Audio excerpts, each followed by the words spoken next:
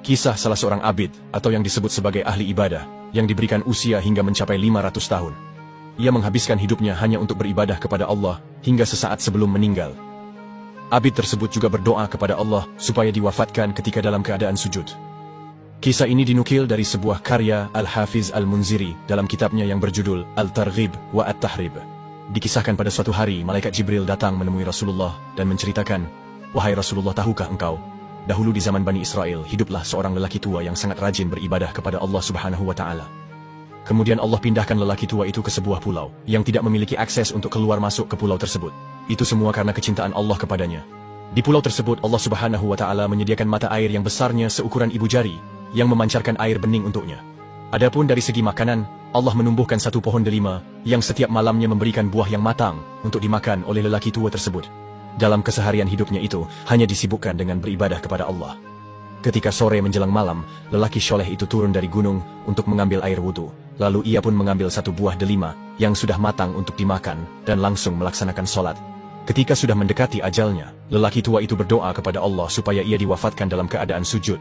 Ia juga memohon kepada Allah supaya jasadnya tersebut dapat terlindungi dari kerusakan yang ada di bumi, maupun dari benda-benda lain.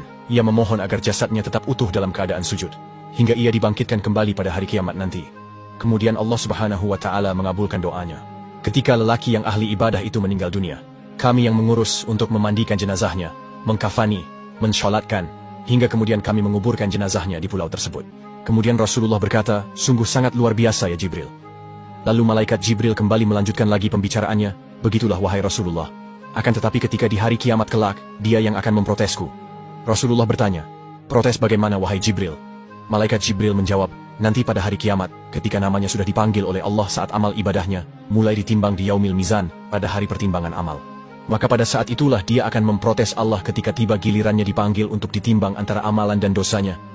Dan dia begitu yakin bahwa dirinya akan masuk surga dengan amal ibadahnya yang ia kerjakan selama hidup di dunia. Kemudian majulah ia berdiri di timbangan tersebut untuk ditimbang amal ibadahnya.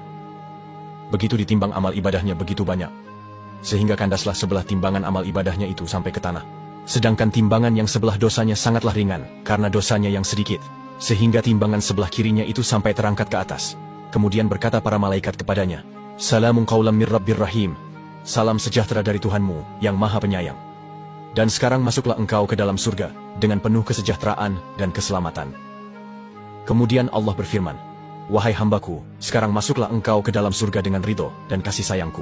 Ketika lelaki tua itu mendengar bahwa ia dimasukkan ke dalam surga oleh Allah Subhanahu wa Ta'ala dengan ridho dan kasih sayangnya, maka lelaki tua itu pun tidak mau turun dari timbangan mizan.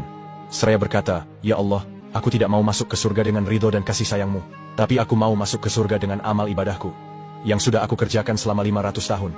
Aku korbankan seluruh waktuku selama di dunia hanya untuk mengabdi kepadamu. Aku selalu membasahkan lidahku semata-mata hanya untuk berzikir kepadamu selama 500 tahun. Dan pada hari ini telah aku saksikan, jika amal ibadahku lebih banyak dibandingkan dengan dosaku. Dan hari ini aku ingin masuk surga dengan amal ibadahku itu." Kemudian Allah berfirman, "Wahai hambaku, baiklah jika itu yang engkau inginkan dariku. Jika engkau tetap ingin masuk surga dengan amal ibadahmu, maka sekarang kita timbang sekali lagi." Kemudian lelaki tua itu berkata, "Kenapa harus ditimbang lagi ya Allah? Bukankah tadi engkau sudah melihat jika amal ibadahku lebih banyak dibandingkan dengan dosaku?"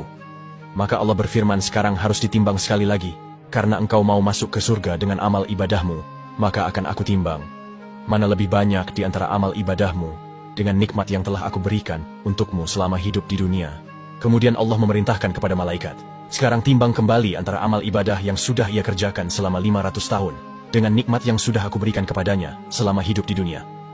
Maka dicabutlah oleh Allah nikmat penglihatannya, lalu diletakkan di sebelah timbangan kirinya.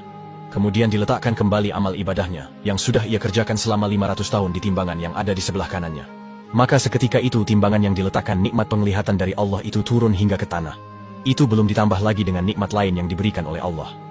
Kemudian Allah berfirman, "Wahai hambaku, sudahkah engkau saksikan betapa banyak nikmatku yang sudah aku berikan untukmu sehingga engkau dapat beribadah selama 500 tahun? Seandainya nikmat penglihatan tidak aku titipkan padamu, mampukah engkau melihat sehingga engkau bisa mempelajari kitab-kitab? Dan supaya amal ibadah yang engkau kerjakan itu benar dan sah.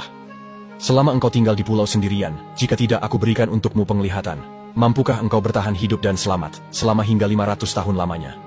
Karena pada hari ini engkau ingin masuk surga dengan amal ibadahmu, sedangkan amal ibadahmu sangat sedikit, dan tidak sanggup untuk memasukkan dirimu ke surga. Kemudian Allah berfirman, sekarang masukkan ia ke dalam neraka. Maka lelaki tua itu berkata, dengan rahmat-Mu ya Allah, masukkan aku ke dalam surga.